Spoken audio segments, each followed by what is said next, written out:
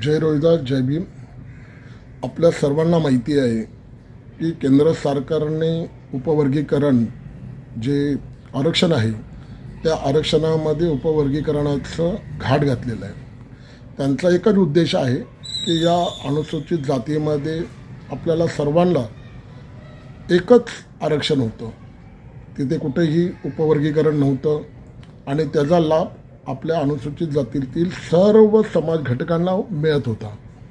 परंतु केंद्रीय सरकारचं जे जातीयवादी मनसुबे आहेत, कारण त्यांना संविधान संपवण्यासाठी या आरक्षणामध्येच भांडणं लावावी आणि आपलं उद्दिष्ट साध्य करावं, मनोवादी विचार या देशामध्ये पुन्हा रुजवावे, अशी ही त्यांची कल्पना आहे. आणि त्यामुळे सर्व समाजातील बांधव जागृत झालेले आहेत आणि या उपविधिकरणाला विरोध होतो आहे. आणि येणाऱ्या या 30 जूनच्या विशाल मोर्चामध्ये सर्व समाजातील बांधवांनी सामील होऊन आपला लढा आपण जिवंतपणा असल्याचं लक्षण या लढ्यामधून आपल्याला द्यायचे आहे. कारण जर आज आपण आवाज उचलला नाही तर आपल्या भविष्यामध्ये येणाऱ्या पिढीला आपण काय न्याय दिला आहे. कारण भारतरत्न बाबासाहेब आंबेडकरांनी एका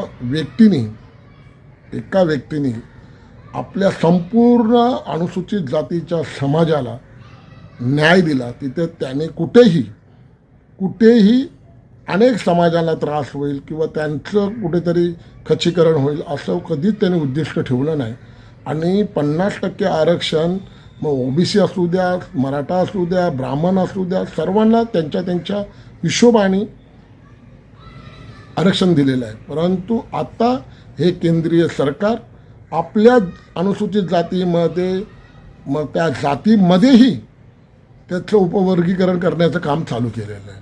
म्हणजे काय आहे तर आपसामध्ये मारामाऱ्या करा. जे ब्रिटिशांची नीती होती की जाती धर्मामध्ये वाद घालून या देशावर त्यांनी 150 वर्ष राज्य केलं, हेच संकल्प घेऊन हे भारतीय जनता पार्टीचं सरकार आपल्याला मानसिक त्रास देऊन त्याच्यामध्ये आपसामध्ये मारामाऱ्या होतील, झगडे होतील, म्हणजे आरक्षणासाठी.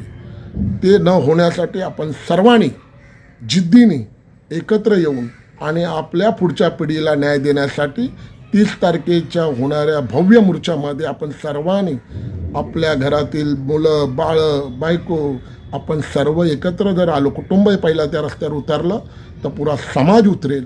त्यामुळे आपण सर्वांनी लक्ष टाका. आणि मी तुम्हाला नम्र विनंती करतो आहे, या 30 जूनच्या महामोर्चामध्ये आपण सर्वांनी सहभाग घेऊन आम्ही अनुसूचित जातीतील, तुझी कुठे जात धर्म काय नाही आहे, तर आम्ही अनुसूचित जातीतील सर्व बांधव एकत्र आहोत, हे आपल्याला एक चांगल्या प्रकारचा संदेश या केंद्रीय सरकारला द्यायचा आहे आणि आपलं आरक्षण वाचवायचं आहे.